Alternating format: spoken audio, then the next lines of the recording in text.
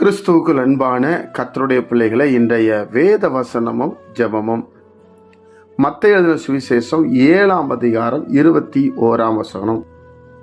பரலோகத்தில் இருக்கிற என் பிதாவின் சித்தத்தின்படி செய்கிறவனே பரலோக ராஜ்யத்தில் பிரவேசிப்பானே அல்லாமல் என்னை நோக்கி கர்த்தாவே கர்த்தாவே என்று சொல்லுகிறவன் அதில் பிரவேசிப்பது இல்லை என்று ஆண்டவராக இயேசு கிறிஸ்து இங்கே சொல்வதை பார்க்க முடிகிறது.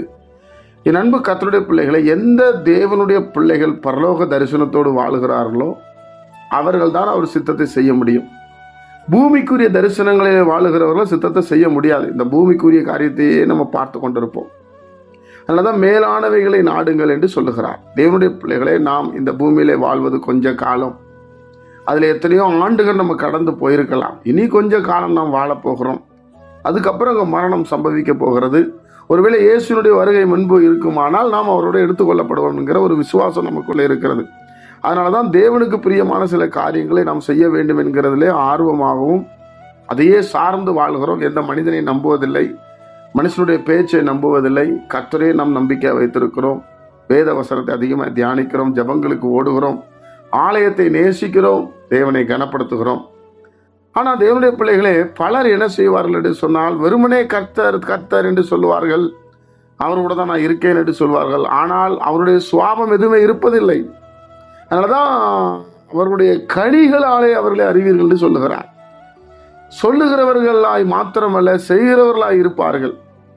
தேவனுடைய சித்தத்தின்படி செய்கிறவனே பரலோக ராஜ்யத்தில் பிரவேசிக்கும். அப்போ ரொம்ப முக்கியம், நீங்களும் நானும் வேதத்தை படிப்பது எதற்காக? பரலோக ராஜ்யம் போவதற்காகத்தான். இந்த உலகத்தில் உள்ள ஆசீர்வாதங்கள் எனக்கு கிடைக்கும், அது இந்த உலகத்தில் தானாகவே கிடைத்துவிடும். தேவன் மனிதனை உண்டாக்குவதற்கு முன்பாகவே மரம், செடி, பல வகைகள் எல்லாவற்றையும் உண்டாக்கினார் பிரியமானவர்களை. அதனால அதற்காக நாம் இந்த பூமியிலே வாழுகிறோம் என்று சொன்னால், நம்மை போல பரிதவிக்கப்பட்டவர்கள் இந்த உலகத்தில் ஒருவரும் இல்லை பிரியமானவர்களை. நன்றாய் நீங்கள் சத்தியத்தை அறிந்து கொடுங்க. இந்த உலகத்துக்கு முக்கியத்துவம் கொடுத்து, உலக காரியங்கள் முக்கியத்துவம் கொடுத்திருந்தால் தேவ ராஜ்யத்தை நாம் எப்போது கட்டுவோம்?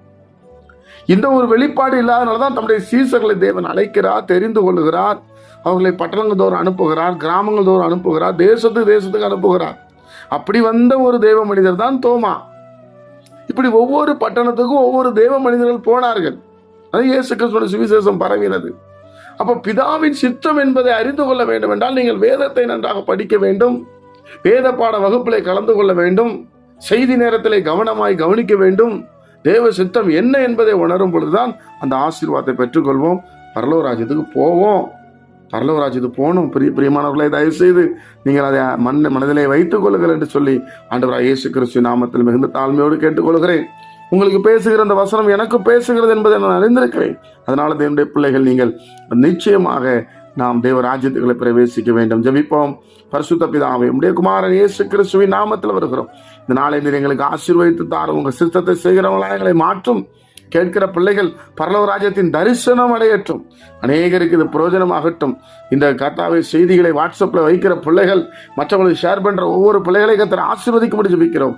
கர்த்தர் இயேசு கிறிஸ்து மூலம் ஜெபிக்கிற நல்ல பிதாவே, ஆமென்.